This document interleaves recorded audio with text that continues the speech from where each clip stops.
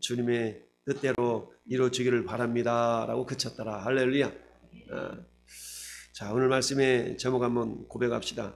주의 뜻을 이루기 위한 고난. 주의 뜻을 이루기 위한 고난. 네, 주의 뜻을 이루기 위한 고난. 여러분, 고난을 좋아하는 사람 없을 겁니다. 고난은 그야말로 힘든 거죠. 그러니까 고난당하지 않도록 하기 위해서 우리는 이 모양 저 모양으로, 특별히 육체의 고난을 당하기 싫어서 우리는 어떻습니까? 이런 보험 저런 보험 다양한 보험을 들잖아요. 그래서 우리가 고통이 왔을 때 그 보험을 통해서 고통을 조금이라도 면해 보려고 하는 그런 모습들이 많이 있죠. 그러나 어쩔 수 없이 또 당하는 고난이 있을 수가 있습니다. 자, 우리가 일반적으로 고난이 어떤 고난이 있는가 살펴보면 크게 세 가지로 살펴볼 수가 있겠죠. 첫 번째, 당하는 고난은 어떤 고난일까요? 그것은 죄 때문에 당하는 고난이다 라고 말할 수가 있습니다. 죄는 반드시 고난이 있거든요. 죄에 대한 싹이 있기 때문에 그렇습니다. 그래서 죄 때문에 당하는 고난, 그러면 죄 때문에 우리가 고난을 당할 때는 어떻게 됩니까? 우리는 죄에 대해서 회개하면 됩니다. 할렐루야. 죄에 대해서 회개하면 고난이 멈춰지게 되게 되죠. 그래서 죄 때문에 당하는 고난, 그건 뭐겠어요? 도둑질하고 강도질하고, 이건 세상적인 그런 죄를 말하지만 성경이 말하는 죄는 뭐예요? 하나님을 등지고 살아가는 것이 죄예요. 하나님 없이 살아가는 것이 죄거든요.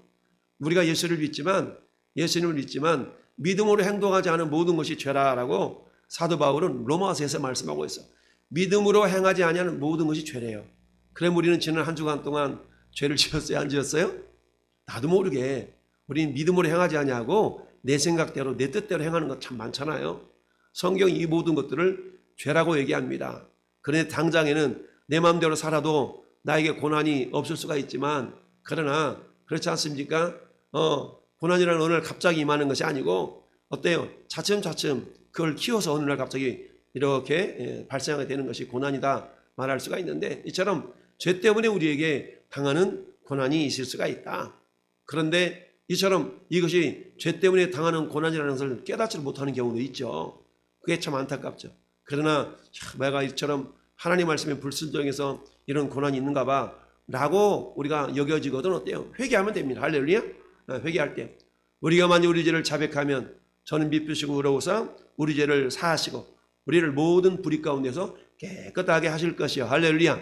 이처럼 죄로 인한 고난에는 회개가 필요하다. 두 번째, 우리에게 당하는 고난은 주와 복음 때문에, 오늘 성경 속에 나타나 있는 고난이 주와 복음 때문에 당하는 고난입니다. 할렐루야. 이건 다른 말로 말하면 예수 믿어보려고 예수님을 전도하다가 당하는 고난을 우리는 이런 고난이다 말할 수가 있죠. 여러분, 굳이 예수 믿지 않았더라면 당할 수 없었던 이런 고난들이 굳이 예수 믿는 것 때문에 당하는 고난이 있을 수가 있거든요. 이를테면 나는 열심히 예수 믿고 싶은데 내 남편이 예수를 안 믿어. 그러니까 한번 예배당 찾아가려고 그러면 부부싸움이 일어나는 거예요. 그래서 그게 어때요? 때로는 머리채가 제끼기도 하고 심지어는 막 구타를 당하기도 하고 이런 일들이 굉장히 많거든요. 여러분, 부부가 함께 신앙생활 잘할 수 있다는 이 자체는 엄청난 축복인 줄 아시길 바랍니다. 그래요. 함께 신앙생활 잘할 수 있다는 거. 아니, 내가 예배당 나오는데 우리 남편이 그래 갔다 와 라고 하는 것만도 큰 감사해요. 내가 예배당 나가려고 그러는데 미쳤냐? 뭐하러 나가냐? 교회 가면 밥을 주냐? 떡을 주냐? 빵을 주냐? 막 이렇게 따지는 경우가 많거든요. 그럼에도 불구하고 꾸역꾸역 하나님을 예배케 하여서 우리가 주님 옆에 나와서 이처럼 예배할 수 있다는 거, 이게 하나님 은혜예요. 할렐루야. 자, 그런데 이런 고난도 있지만 일부러 내가 선택하는 고난도 있을 수가 있어요. 오늘 본문 속에 있는 사도 바울이 그런 모습이죠. 복음을 전하려다가 당하는 고난, 내가 전하지 않고 가만히 있었더라면 당할 수 없었는데, 여러분 직장생활을 하는 가운데 요즘 얼마나 우리 기독교가 그야말로 그 명예가 땅에 떨어져 있는 그런 상황입니까? 그러다 보니까 어때? 직장생활하는 사람들이 나는 예수 믿는 사람이에요, 나는 교회 장로예요, 나는 교회 집사예요 라고 당당하게 말하지 못하는 그런 시대가 되어져 버리고 말았습니다. 왜요? 하도 예수 믿는 사람들이 세상 속에서 맛을 잃어버렸어요. 빛을 잃어버렸어요. 그러다 보니까 소금이 맛을 잃어버리면 짠맛을 잃어버리면 어디다 써먹어요? 써먹을 데가 없거든요. 그러니까 밭에 이렇게 던져질 수밖에 없습니다. 그래서 사람들이 어떻게 밟고 지나가는 그런 모습이 오늘날 우리 그리스도인들의 모습은 아닌가를 생각해 볼 수가 있다는 얘기죠. 할렐루야. 그래서 두 번째는 어떤 고난이 있을 수 있다고요? 주와 복음 때문에 당하는 고난이 있다라는 얘기입니다. 근데 세 번째는 어떤 고난이 있을 수가 있냐? 따라서 애매히 당하는 고난. 애매히 당하는, 한마디 말하면 부당하게 당하는 고난이라는 얘기죠. 부당하게 당하는 고난이 있을 수가 있다는 얘기죠. 이 세 가지 고난에 대해서 성경은 무엇이라고 말씀하고 있나? 사도 베드로를 통해서 우리 하나님 이렇게 말씀하고 있어요. 자, 베드로전서 2장 19절에 부당하게 고난을 받아도 하나님을 생각함으로 슬픔을 참으면 이는 아름다우니. 야, 여러분 부당하게 고난 받은 적 있으십니까? 그런다 할지라도 여러분 거기에 대해서 맞대어서 내가 왜 이 고난을 당해야 되냐고 따져 물을 수가 있지만 그렇지 말고 그냥 견디시고 그냥 참아낼 수 있기를 바랍니다. 할렐루야. 왜요? 예수님이 그랬기 때문이에요. 자, 예수님은 어떤 고난도 당할 만한 그런 모습은 없거든요. 그렇지만 애매하게 고난을 당했지만 예수님은 이사야 53장이 뭐라고 말씀하고 있습니까? 마치 예수님이 고난당할 때 도살장으로 끌려가는 양들처럼, 도살장으로 끌려가는 짐승처럼 말이 없었다고 그랬어요. 왜요? 주님 막 맞대어서 왜 내가 고난을 당해야 되냐고 이렇게 항변할 수 있었지만 예수님은 그렇지 않았다는 얘기입니다. 만약에 그랬다면 예수님은 저와 여러분의 모든 인류의 죄악을 담당하시고 십자가에 죽으실 수가 없었겠죠. 그러나 저와 여러분들의 죄를 담당하시려고 예수님은 묵묵하게 십자가에서 우리 모든 죄를 다 짊어지시고 십자가에서 죽으심을 당했다라는 얘기입니다. 이처럼 사도 베드로는 너희가 애매하게 부당하게 고난을 받느냐? 하나님을 생각함으로, 예수님을 생각함으로 슬픔을 참으며 따라합시다. 이는 아름답다. 하나님 아름답다는 얘기는 선하다는 얘기거든요. 잘하고 있다는 얘기입니다. 왜요? 하나님 반드시 갚아주실 것이기 때문입니다. 할렐루야. 또한 베드로전서 2장 20절에 이렇게 얘기합니다. 죄가 있어서 매를 맞고 참으면 무슨 칭찬이 있으리요. 그러나 선을 행함으로 고난을 받고 참으면 이는 하나님 앞에서 아름다우니라. 할렐루야. 잘못한 거 없어. 잘한다고 했는데, 잘해주려고 했는데 오히려 우리에게 고난이 있을 수가 있다는 얘기입니다. 그런데 그렇다고 해서 당신 나 이렇게 오해하기야? 이럴 수 있어? 라고 맞대어서 항변하지 말고, 왜? 우리 하나님이 보고 계시잖아요. 우리 하나님 보고 계시기 때문에 굳이 그래하지 말고 반드시 진실은 때가 되면 드러나기 때문에 그냥 참고 견디라 라고 성경은 말씀하고 있습니다. 그러면서 베드로전서 2장 21절에 이렇게 얘기해요. 이를 위하여 너희가 부르심을 받았으니 그리스도도 너희를 위하여 고난을 받으사. 예수님 우리를 위하여 고난을 받으셨대요. 너희에게 본을 끼쳐 그 자취를 따라오게 하려 하셨느니라. 아멘. 예수님은 고난 가운데서도 묵묵하게 십자가 길을 걸으셨던 것처럼 예수님 우리에게 본을 보이시려고 예수님 당신도 고난 당하셨을 때에 굳이 그 고난을 피하려 하지 아니하셨다는 얘기입니다. 여러분, 이처럼 우리에게 당하는 고난은 여러 가지 고난이 있을 수가 있습니다. 여러분 가깝게는 지난 한 주간의 삶을 한번 돌아봅시다. 여러분 어떤 고난을 당했나요? 요즘 전 세계적으로 코로나 오미크론, 스텔라 오미크론, 이처럼 오미크론, 코로나 때문에 당하는 고난이 있을 수가 있죠. 애매하게 식구들끼리 온전하게 합하지도 못하고 격리를 당해야 되고 분리를 당해야 되고 직장생활을 하지도 못하고 이런 것들, 이런 고난이라는 것은 어찌 보면 애매하게 당하는 고난일 수가 있겠고, 이처럼 또는 우크라이나 전쟁 사태를 통하여서 많은 그냥 일반 시민들이 죽어나가는 것을 보면서 전쟁 때문에 당하는 고난, 이것은 뭐예요? 인간의 탐욕이 불러오는, 이것도 알고 보면 죄에 대한 열매이죠. 죄 때문에 당하는 고난으로 우리가 볼 수가 있는데요. 이처럼 여러 가지 상황 가운데 당하는 여러 가지 고난이 있을 수가 있다는 얘기입니다. 할렐루야. 그런데 오늘 사도 바울의 삶을 통하여서 하나님 우리에게 뭐라고 말씀하시는가? 하나님 우리에게 뭐라고 말씀하시는가? 여러분 성경은 누구에 대한 이야기라고 그랬어요? 예수님에 대한 이야기예요. 성경은 예수님에 대한 이야기다 라고 말씀하고 있습니다. 그렇다면 성경이 예수님에 대한 이야기인데 예수님이 하나님이시니까 우리는 어때요? 오늘 본문 속에서 오늘 13절만 한번 다시 한번 같이 읽어볼까요? 13절. 바울이 대답하되 여러분이 어찌하여 울어 내 마음을 상하게 하느냐? 나는 주 예수의 이름을 위하여 결박당할 뿐 아니라 예루살렘에서 죽을 것도 각오하였느니라. 아멘. 여러분, 여러분이 다 이름이 있어요. 이름의 뜻이 다 있죠. 이름의 뜻이 다 있어요. 종복, 끝까지 복을 받는 사람, 얼마나 멋져요. 물론 다른 이름의 뜻일 수도 있겠지만 보통 종자는 세복종자를 쓰죠. 종친다, 종친다. 그런데 제가 우리 이종목 성도님의 이름을 새롭게 한번 해명을 한다면 꿈보다 해몽이라고 종, 끝종, 받을 복, 복복자, 끝까지 복을 받은 사람이요, 끝까지 복을 전하는 사람이. 할렐루야. 이런 은혜가 있기를 바랍니다. 박영순, 영순, 영원히 주님께 순종하는 사람. 할렐루야. 얼마나 멋집니까? 우리 꿈보다 해몽이라고 이름을 그렇게 해석하면 얼마나 좋겠어요. 제 이름 본명 왕연 아니 왕연? 왕연. 연못에 한나라의 왕 같은 존재. 얼마나 멋집니까? 할렐루야. 할렐루야. 이처럼 하나님은 우리에게 이름을 주셨어요. 그런데 예수님도 이름이 있잖아요. 예수. 원래 예수라는 이름의 뜻은 뭐예요? 마태복음 1장 21절 말씀 보니까 그 이름을 예수라라. 이는 그들의 자기 백성을 그들의 죄에서 건져줄 자, 구원할 자. 할렐루야. 예수라는 뜻은 구원자라는 뜻이에요. 어떤 뜻이라고요? 예수라는 이름의 뜻은 구원자라는 뜻이에요. 구원자. 저나 여러분 이름의 뜻이 다 있는 것처럼 예수는 구원자라는 이름의 뜻이에요. 그렇다 그러면 예수라는 이름의 뜻이 있는데 이 예수라는 이름의 뜻, 그 이름은 따라서 예수님의 이름은 존귀합니다. 예수님의 이름은 존귀해요. 할렐루야. 왜 존귀할까요? 첫째, 그 이름은 구원을 이루는 이름이기 때문입니다. 할렐루야. 여러분, 우리가 구원받는다는 것처럼 귀한 게 없습니다. 여러분이 요즘 세상을 그야말로 세상 말로 쎄빠지게 살았는데 나중에 내가 죽어서 지옥 간다 그러면 얼마나 억울한 인생이겠어요? 근데 여러분, 전 여러분들이 그야말로 이 땅에서 세상 말로 천대받고 박해받고 고난당하고 힘들고 어렵게 살았는데 그나마 예수님 믿고 살았어. 그랬더니 그때 주님이 그래, 네가 세상에서 천대받고 고난받고 어려움 당한 내가 잘 알지. 그렇지만 네가 내 이름을 배반하지 아니하였구나. 할렐루야.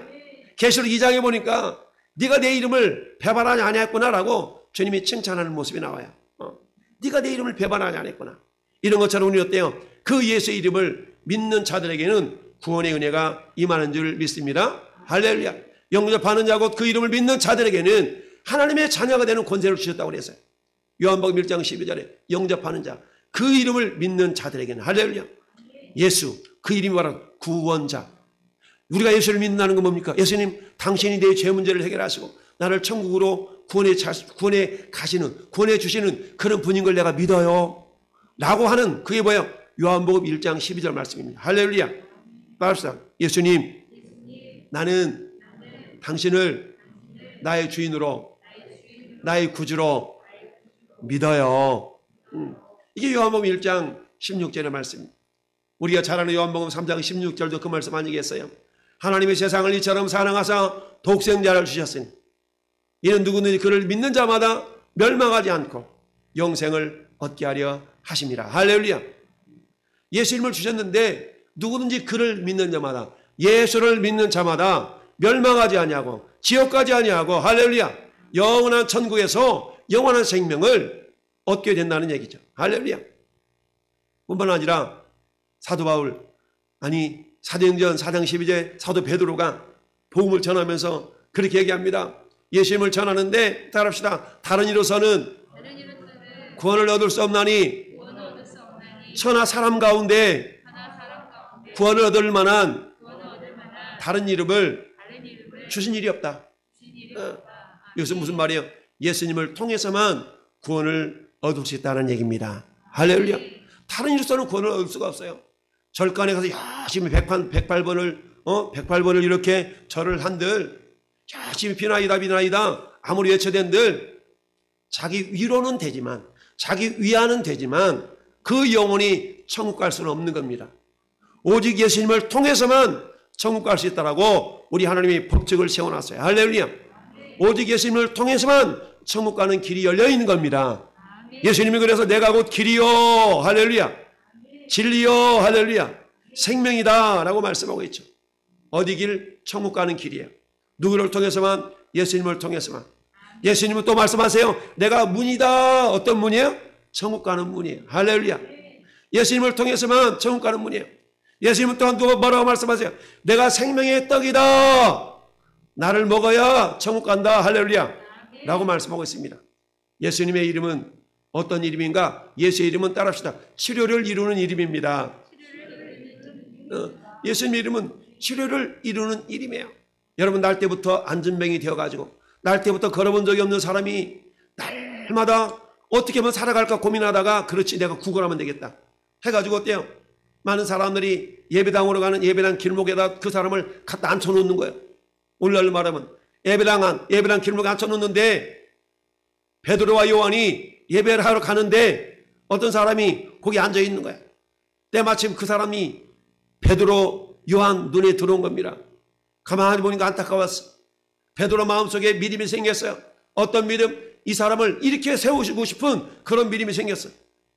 그래서 이렇게 얘기합니다. 우리를 보라.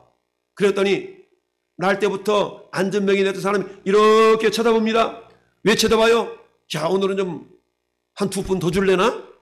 라고 쳐다봤어요. 그때 베드로 이렇게 합니다. 따라합시다. 은과 금은 나에게 없거니와 내게 있는 것으로 네게 주노니 나사렛 예수 이름으로 일어나 걸어라. 할렐루야.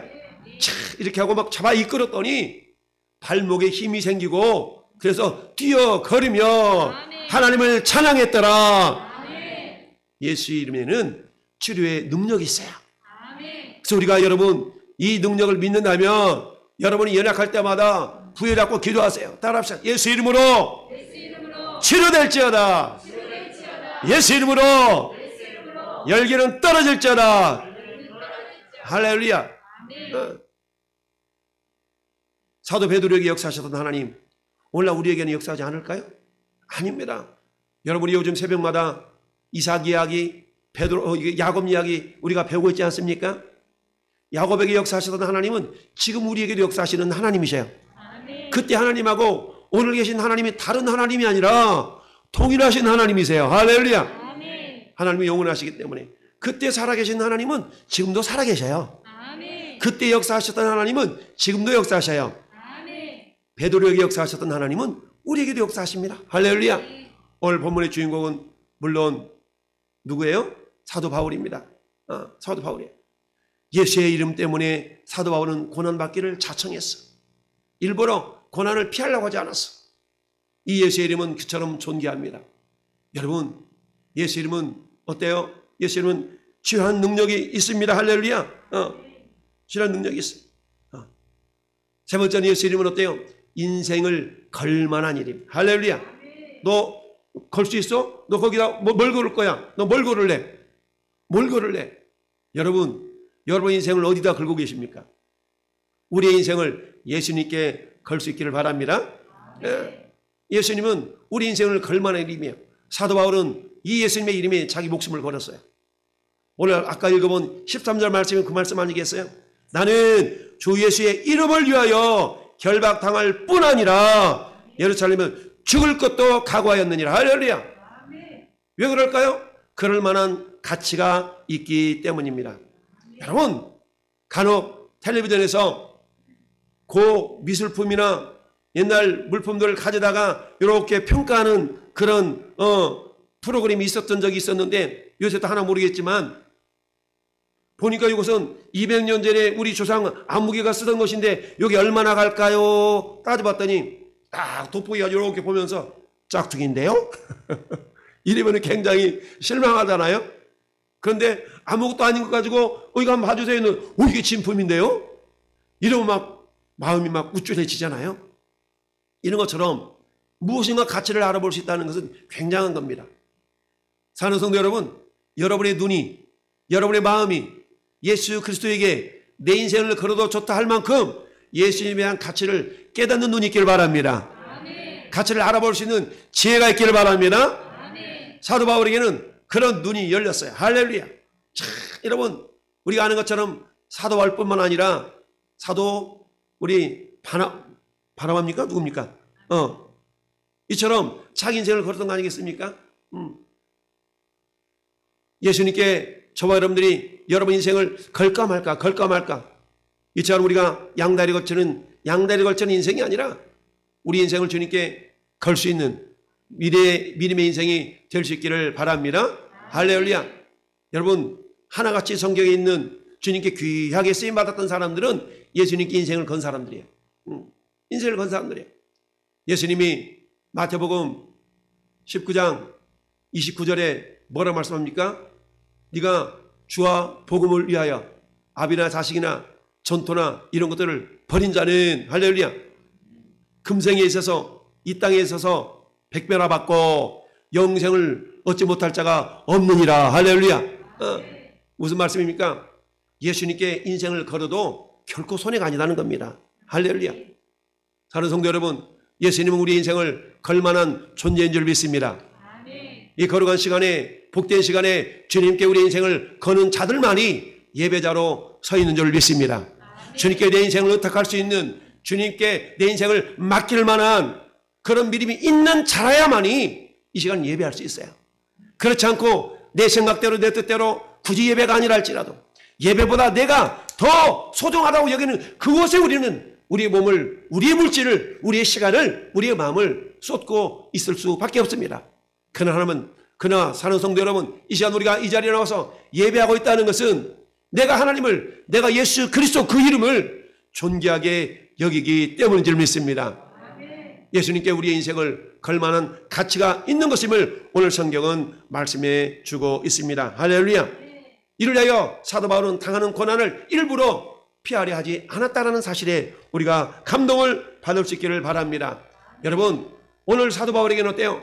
너에게 고난이 있어. 고난이 있다니까 3번씩이나 반복해서 고난이 있음을 이야기해 주고 있습니다.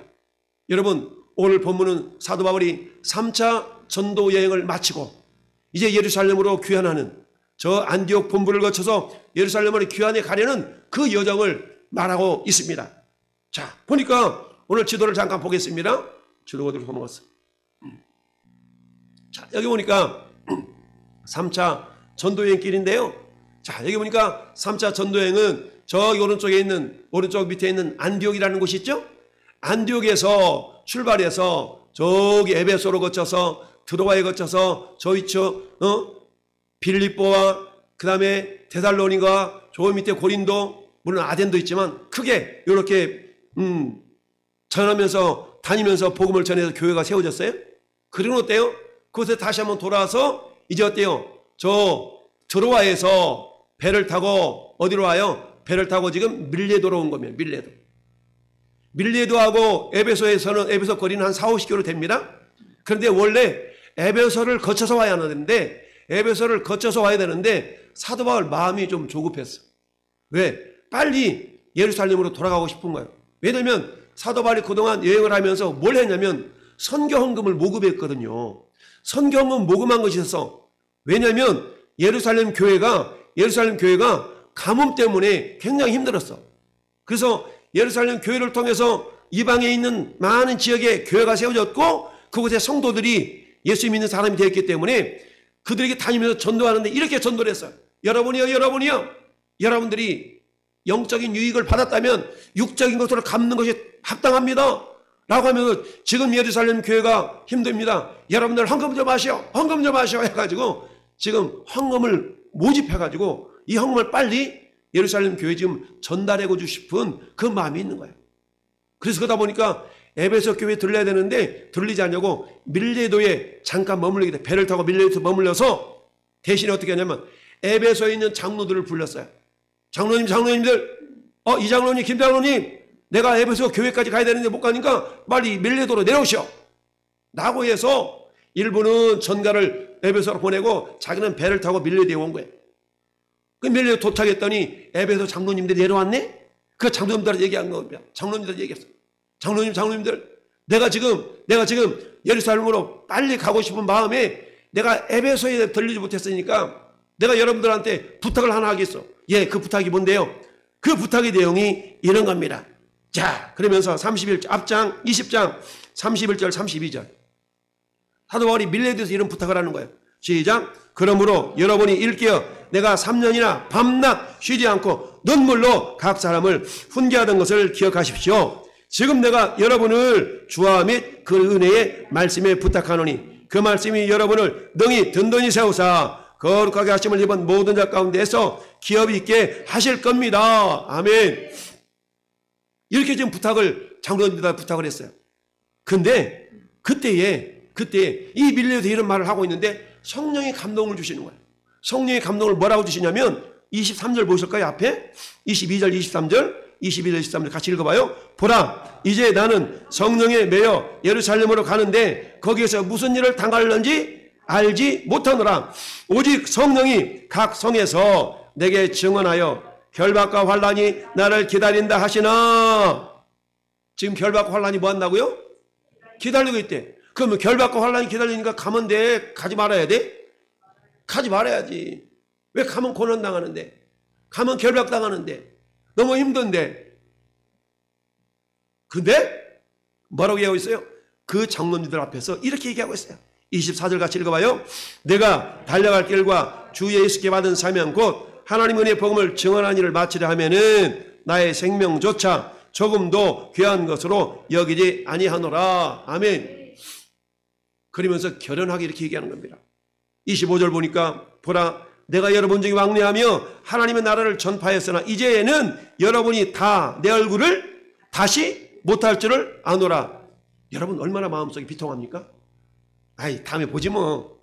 볼 수 있는 기약이 있다면 다음에 보지 뭐 이럴 텐데 지금 사도 바울은 다시 여러분의 얼굴을 내가 보지 못할 줄로 내가 안다 이거죠. 이것은 무슨 말입니까? 이미 자기는 죽을 것이라는 그런 어떤 마음가짐을 가지고 있는 겁니다. 그러니 어때요? 이 장로님 앞에서 이 말하고 있는 이 모습들이 얼마나 이 말을 듣는 이 장로님들도 얼마나 마음이 아팠겠습니까? 자, 그러면서 35절도 한번 볼까요? 35절 범사에 여러분에게 모범을 보여준 바와 같이 수고하여 약한 사람들을 돕고 또 주 예수께서 친히 말씀하신 바와 같이 주는 것이 받는 것보다 복이 있다 하심을 기억하여야 할지니라. 아멘. 그러면서 이제 어때요? 이별을 탁 하면서 인사하면서 38절도 보니까 37절에 뭐라고 그래요? 다 크게 울며 바울의 목을 안고 입을 맞췄어. 왜 울었어요? 다시 못 볼 것 같으니까. 그러니까 어때? 너무 안타까운 거예요. 3년 반 동안이나 눈물로 밤낮 없이 복음을 전해서 세움받았던 교회 성도들이고 세움받았던 장로님들이기 때문에 사도 바울이 이런 말에 대해서 너무 슬펐던 거예요. 그러면서 38절은 다시 얘기해요. 다시 그 얼굴을 보지 못하리라 한 말로 말미암아 더욱 근심하고 100가지 그를 전송하니라. 그래서 어때요? 저 밀레도에서 이제 출발해서 어디 가는 거? 지금 예루살렘을 향하여 가는 겁니다. 자, 이 지도를 좀 더 구체적으로 이렇게 보면 여러분 눈을 부라리고 한번 보시면 오늘 본문에 나와 있는 그 지역을 한번 보여드리려고 그래요. 1절 보세요. 1절 보면 우리가 그들을 작별하고 배를 타고 고스로 가서 고스가 어디냐면 여기 고스 섬이에요. 섬 고스. 그 다음에 어디로 간다고 그랬어요? 이튿날 로도로 가. 로도 여기 로도. 그 다음에 또 어디 갔어요? 거기서부터 바다라. 여기 바다라요. 바다라. 여기. 그 다음에 어떻게 베니게로 건너가는 배를 만나. 이 베니게는 요 해변을 베니게라고. 베니게. 여기 해변이 베니게. 그러니까 여기서 요 베니게로 가는 배편을 탄 거예요. 배편을 타고 지금 어디 갔어요? 수리아로 향하여. 수리아는 여기가 수리아. 여기 큰 지역을 수리하고 요 작은 지역을 페니케라고 이게 베니게. 그러면서 그 배를 타고 지금 어디로 향해 가냐면 이걸 향해 가다가 이 두로라는 지역에서 배가 딱 멈춰졌어. 할렐루야. 자, 이런 모습을 보시면서 자, 오늘 고난이 예고된 바울의 길. 이처럼 밀레도에서 장로들과 함께 어때요? 내가 이런 고난이 있습니다. 이런 고난을 당할 겁니다. 라고 자기가 고난 당할 걸 알지만 나는 예루살렘으로 간다 이거예요.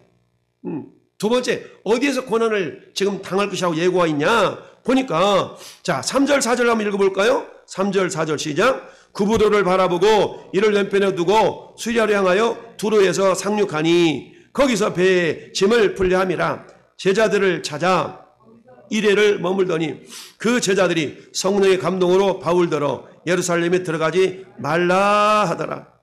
왜? 예루살렘에 가면 고난이 있으니까 들어가지 말라. 성령의 감동으로 그렇게 얘기했어. 들어가지 말아라. 야.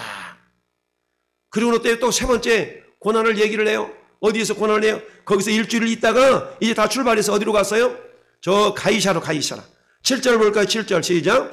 두로를 떠나 항해를 다 마치고 돌레마이에 이르러 형제들에게 안부를 묻고 그들과 함께 하루를 있다가 어디로 갔어? 이튿날 떠나 가이사라에 이르러 7 집사 중 하나인 전도자 빌립의 집에 들어가 머물렀어. 여러분, 이 돌레마이는 두로로부터 약 30km 정도 떨어져 있는 곳이에요. 그리고 이 돌레마이에서 다시 또 하루 있다가 이튿날 떠나 어디로 갔다고요? 가이사라. 이 가이사라까지는 한 50km 떨어져, 50km. 어디 있어? 돌레마이에서 가이사라까지 한 50km 떨어져 있어. 그러니까 해변을 따라서 이렇게 배를 타고 움직였던 거야. 그리고 이 가이사라에 있었더니까 어디에 있었어요? 빌립의 집에 있어요. 빌립의 집에. 거기서 열흘 머물러 있더니 10절에 아가보라고 하는 한 선지자가 유대로부터 내려와 가지고 어때요? 지금 바울이 가지고 있던 띠를 빼앗아서 바울이 띠를 가지고 자기 몸을 막 묶는 거예요. 그러면서 이 띠 임자가 누구예요? 바울이 이렇게 예루살렘에 가면 수족을 잡아매고 예루살렘에서 이렇게 결박을 당해서 이방인한들한테 넘겨줄 것입니다 라고 고난당할 걸 지금 몇 차례나 얘기하고 있어요? 3차례씩이나 얘기하고 있는 거예요. 그럼 보통 사람 같으면 야, 이렇게 얘기해 주셨으니까 내가 가지 말아야 되겠다 라고 생각할 거 아니겠어요? 그런데 사도 바울은 어때요? 야, 여러분, 사도 바울이 예루살렘에서 가는 것이 개인적인 욕심을 위함입니까? 아니면 하나님의 뜻을 이루기 위함입니까? 하나님의 뜻을 이루기 위함이에요. 그럼에도 불구하고 하나님께서는 어때요? 그곳으로 가면 고난이 있다는 얘기를 3번씩이나 말씀해 주신 까닭은 왜 그럴까요? 너 그럼 고난이 있어. 그 소식을 들었던 사도 바울은 어때요? 가면 고난이 있다고? 그럼 안 가면 되겠네? 라고 할 수도 있지만 그럼에도 불구하고 굳이 예루살렘으로 가려고 했던 이유는 아까 말씀드렸던 것처럼 그동안 지역 돌아다니면서 모아두었던 선교 헌금이 있었어요. 그 선교 헌금을 전달하기 위한 그런 목적도 있었고 두 번째는 오늘 13절에 있는 것처럼 나는 주 예수의 이름을 위하여 결박당할 뿐 아니라 예루살렘에서 죽을 것도 각오하였느니라. 그러면서 뭐예요? 그가 고난을 받지 아니하므로 우리가 주의 뜻대로 이루어지어다 하고 마쳤더라 라고 얘기했습니다. 즉 뭐예요?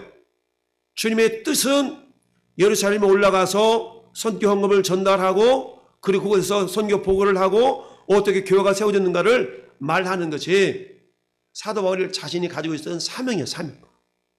그러니까 그 사명을 감당하기 위해서는 고난이 있기 때문에 하나님은 너 예루살렘에 올라가지 마라는 사인으로 말씀해 주신 것이 아니라 그런 고난이 있으니까 뭐하라? 무장하라는 얘기입니다. 무장하라. 할렐루야. 따라합시다. 무장하라. 준비하라. 각오하라. 라는 사인으로 그렇게 말씀해 주셨던 겁니다. 만약에 믿음이 부족한 사람이라면 어때요? 어머나, 진짜 내가 가면 안 되나 봐. 그럼 가지 말아야지. 라고 포기할 수도 있었겠지만 그러나 사도 바울이 뭐가 있었냐면 사명이 있어요. 사명감이 있었다는 얘기입니다. 할렐루야. 여러분, 제가 자주 여러분 말씀드리잖아요. 어떤 사람이 죽을 병 걸려가지고 죽어가고 있어요. 하나님 고쳐주세요. 살려주세요. 이런 기도도 중요하지만 그것보다 더 중요한 기도는 뭐라고 얘기했습니까? 주님, 저에게 사명을 주시고 주님, 사명감을 회복시켜 주옵소서. 사명을 감당할 수 있도록 도와주옵소서 라고 기도하라고 그랬어요. 왜냐하면 사명 있는 사람은 죽은 자도 살려서 쓰셔요. 여러분, 예수님은 사복음서에서 3번이나 죽은 사람을 살려서 쓰신 적이 있어요? 우리가 잘 아는 죽은 나사로를 살리셨어요. 여러분, 죽은 나사로를 살리시면서 주님이 그곳에서 깨우침을 주시기 원하셨던 건 뭐냐? 부활에 대한 말씀을 그들에게 교훈해 주시기 위하여서 죽은 나사로를 살리셨어요. 이 나사로의 사명은 죽었어요? 썩어 냄새가 나요? 그러나 주님은 죽은 나사로라도 주님이 쓰셔야 했기 때문에 죽은 나사로를 살려서 이처럼 부활에 대한 사명, 부활에 대한 메시지를 그들에게 전해주시기 위해서 죽은 나사로를 살렸던 겁니다. 여러분, 누가복음 7장에 보면 나인성 과부의 외아들이 죽은 사건이 있어요. 나인성 과부의 외아들이 죽었어. 여러분, 과부도 서러운데 왜 아들이 하나 달랑 있었는데 그 아들이 죽었다 생각해 보세요. 억장이 무너져요. 어때요? 어쩔 수 없이 상해를 메고 나갑니다. 그런데 어때요? 주님이 그 상해를 딱 멈추고 그 죽은 아들을 살려주셨습니다. 할렐루야. 살려주셨습니다. 이야. 그러고는 어때요? 사람들이 그 모습을 보면서 야, 예수님이 자기 백성을, 하나님이 자기 백성을 돌보셨구나. 따라서 하나님은 자기 백성을 돌보십니다. 라고 얘기하면서 함께 찬양을 했던 그런 모습이 있습니다. 예수님은 여러분, 회당장 야이로의 딸이 죽었어요. 사람들이 우리 딸 죽었어요. 좀 살려달라고 좀 얘기해 보세요. 라고 죽기 전에 가서 막 예수님이 달려갔는데 가다 말고 집에서 사람이 왔어요. 주인님, 딸내미가 죽었는데요. 더 이상 이제 소용이 없어요. 죽었으니까. 그때 예수님이 아니다. 죽지 않았다. 잠잔다. 잠자면 일어나겠는데요? 그래서 예수님이 아니 죽었어. 무슨 말이에요? 죽었지만 내가 다시 살릴 것이기 때문에 잠잔다고 표현한 거야. 사람들이 비웃습니다. 죽었는데 저 곡하는 소리 안 들리는가 봐. 그래서 예수님이 믿기만 하라. 할렐루야. 야, 그러면서 따라합시다. 달리다굼. 달리다굼이라는 말은 소녀야 일어나 라는 뜻이거든요. 12살 먹은 외딸이 일어났습니다.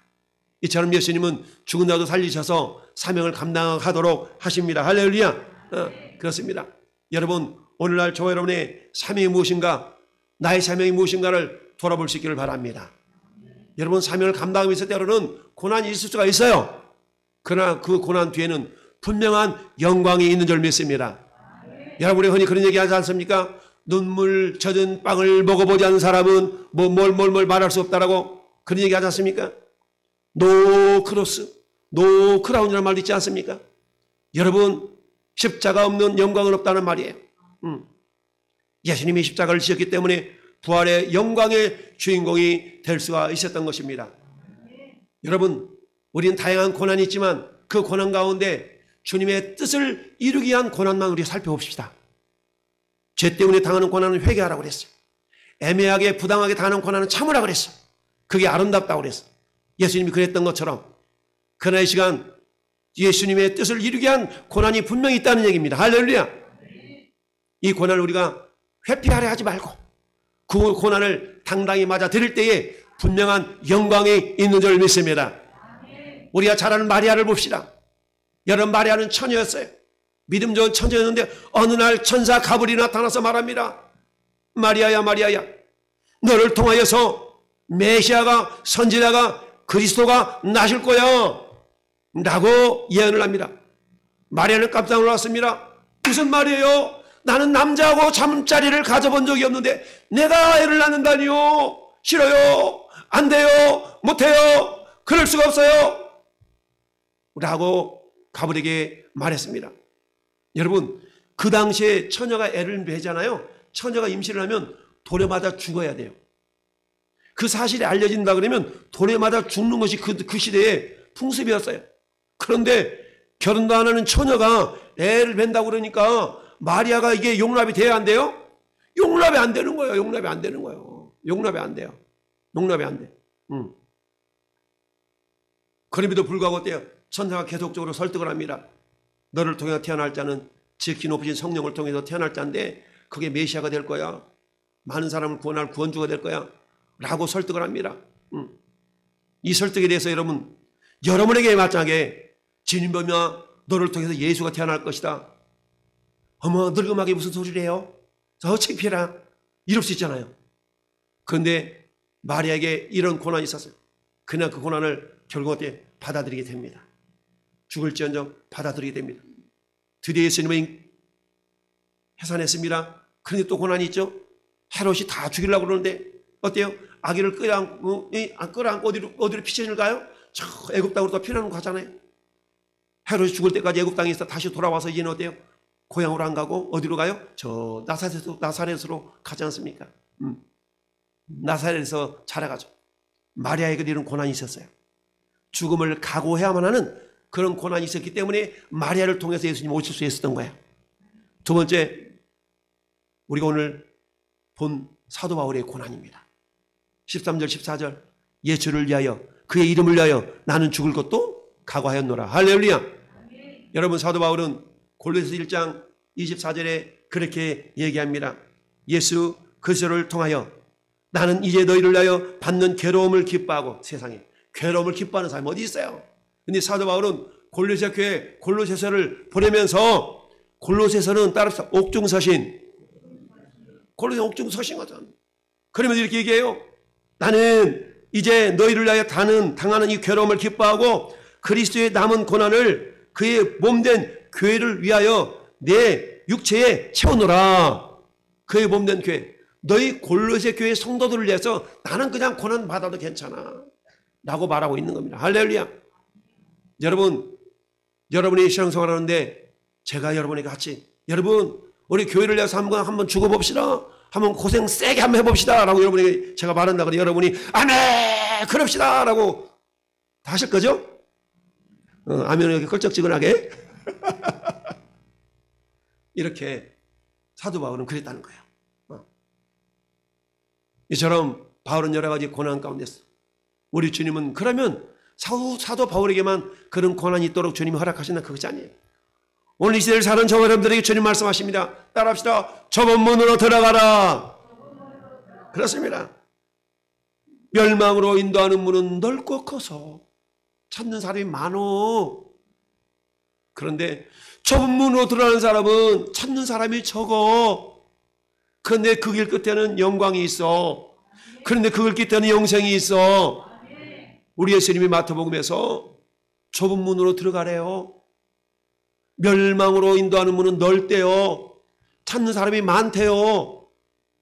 사는 성도 여러분, 우리는 넓은 문으로 가야 됩니까? 넓은 길로 가야 됩니까? 좁은 문 좁은 길로 가야 됩니까? 오늘 사도 바울의 길은 좁은 길이요 좁은 문으로 들어가는 모습인 줄 믿습니다. 주와 복음 때문에, 사명 때문에 당하는 고난을 일부러 외면하지 않았어요. 주와 복음 때문에, 교회 때문에 당하는 고난을 외면하려고 하지 않았어요. 그 고난을 자기 것으로 여기고 내가 응당 감당해야 될 고난으로 여기고 그것과 맞서 싸웠다는 이야기입니다. 할렐루야.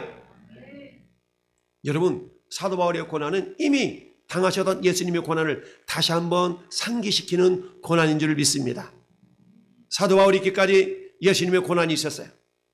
여러분, 그 예수님의 고난은 어떤 고난이었습니까? 사도 바울은 지금 어때요? 예루살렘으로 가는 그 과정 속에서 고난이 있을 것이라고 지금 막 예고하고 있잖아요.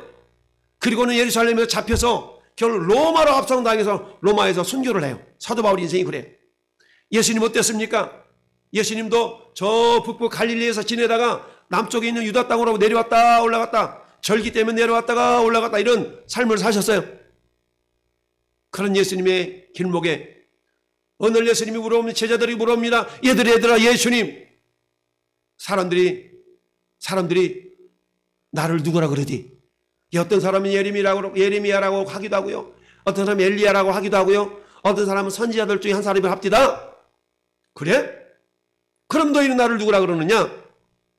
예? 저는 그리스도시요 살아계신 하나님 아들입니다. 이런 소리를 듣고 너무너무 주님이 기뻐하셨어요. 그 소리를 들으시고 예수님이 제자들에게 이렇게 말씀합니다. 그런데 얘들아, 이젠 내가 있잖아, 장로들과 서기관들과 바리새인들에게 죽임을 당하고 고난을 당하고 내가 죽었다가 살아야 된다 라고 얘기하니까 베드로가 주님 그러면 안 됩니다 이렇게 얘기해요. 주님의 고난을 얘기했지만 고난에 대해 이해를 못했던 베드로가 주님 그리 하시면 안 됩니다 이렇게 얘기합니다. 예수님이 말씀합니다. 사탄아, 너희들은 물러가라. 너는 나를 넘어지게 하는 자로다. 주님의 고난을 예고했지만 그들은 예수님의 고난을 이해를 못했어. 사도 바울이 다 고난을 받아야 된다는 그 말에 대해서 에베소의 장로들은 이해를 못했어요.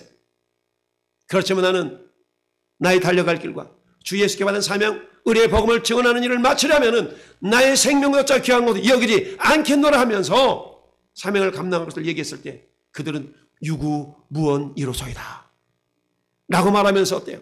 사도 바울을 배웅할 수밖에 없었습니다. 예수님은 어때요? 자기 당신이 고난을 당할 것을 아시면서도 인간적인 모습으로 볼 때는 이 고난이 안 당했으면 좋겠어. 그래서 겟세마네에서 이렇게 기도합니다. 주여 할 만하시거든 이 자를 내게서 옮기시옵소서. 그러나 내 원대로 마옵시고 아버지의 원대로 되기를 원하나이다. 할렐루야. 아버지의 뜻대로 되기를 원하나이다. 그러면서 어때요? 예수님은 결국 로마 병정들에게 장로들에게 대제사장에게 고난을 당하시고 십자가 못 박혀 죽으시는 그 순간에 한편 강도에게 구원을 베푸시는 은혜를 우리는 알 수가 있습니다. 주 예수여 당신이 나를 임할 때에 나를 기억해달라는 한편 강도의 모습을 보면서 네가 오늘 나와 함께 낙원에 있으리라 라고 그 강도에게 구원을 베푸시고 엘리 엘리 라마 사박다니 어째 나를 버리셨나이까 라고 하면서 주님이 요한복음 18장 19장 30절에 다 이뤘다 말씀하시고 숨을 거두셨어요. 할렐루야.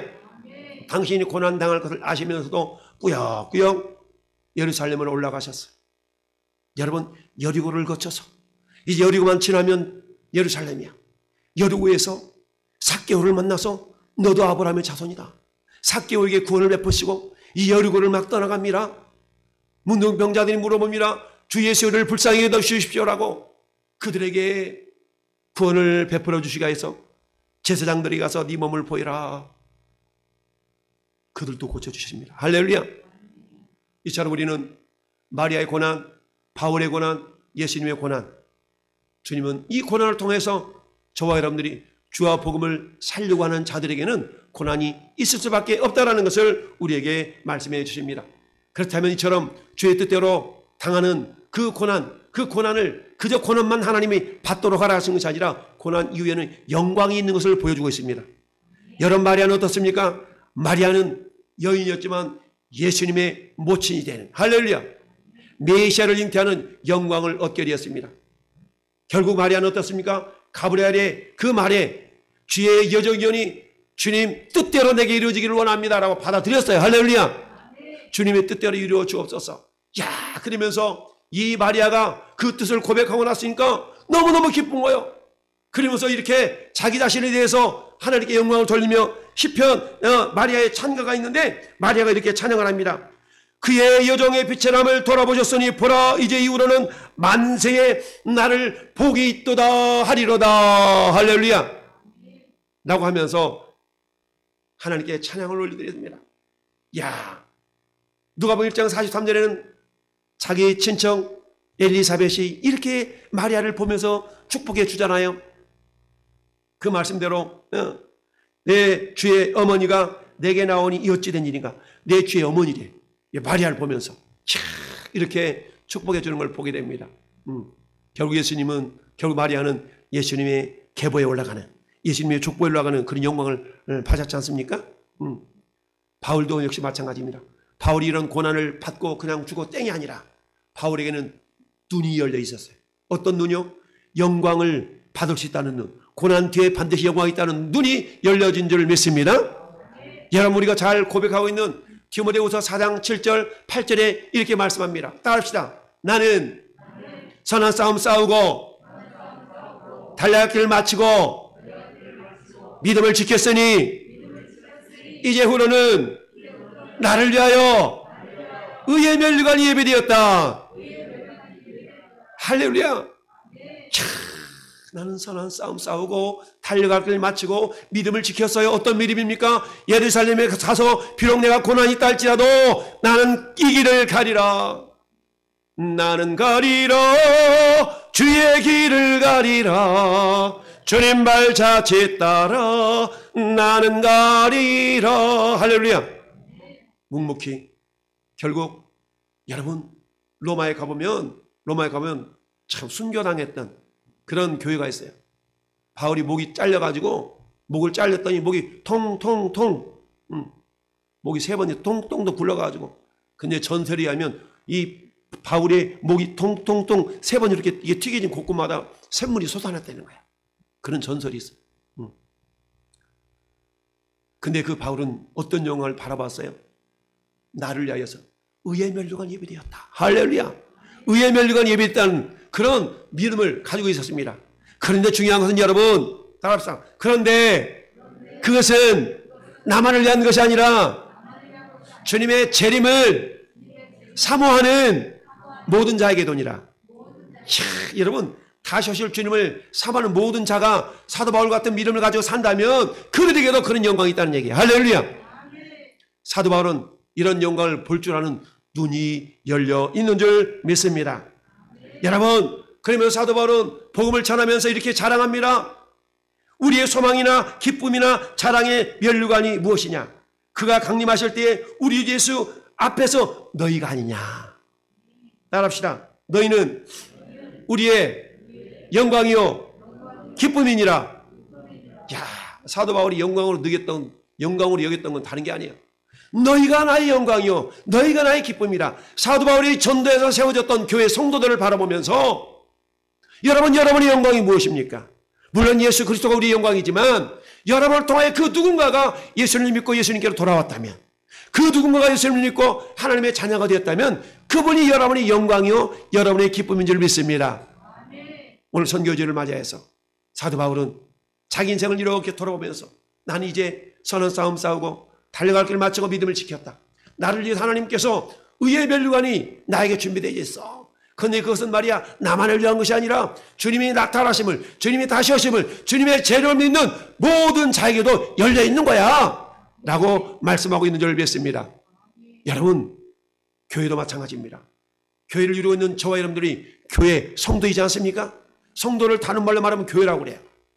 그렇다면 성도, 교회를 이루고 있는 저와 여러분들에게 영광이 있어야 되지 않겠습니까? 그럼 어떻습니까? 그 영광을 얻기 위해서 사도 바울은 로마서 8장 17절에 이렇게 말씀하고 있습니다. 자녀이면 상속자, 또한 하나님의 상속자요 그리스도와 함께한 상속자이니, 따라합시다. 그와 함께 영광을 받기 위하여 고난도 함께 받아야 할 것이니라. 그렇습니다. 주님과 함께 영광을 얻기를 원한다면 주님과 함께 우리가 고난도 각오해야 된다라고 말씀하고 있습니다. 그런데 여러분, 중요한 것은 현재의 고난은 장차 우리에게 당할 영광과 비교할 수가 없대. 할렐루야. 비교할 수 없대. 고난은 잠깐이지만 영광은 영원한 줄 믿습니다.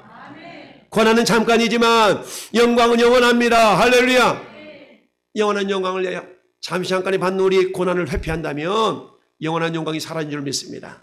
사는 성도 여러분, 우리가 주와 복음을 위해서, 주님의 나라를 위해서, 예수님의 이름을 위하여서 우리가 당하는 고난이 있다면 그 고난을 달게 받으시기를 바랍니다. 왜냐하면 고난이면에는 영광이 있기 때문입니다.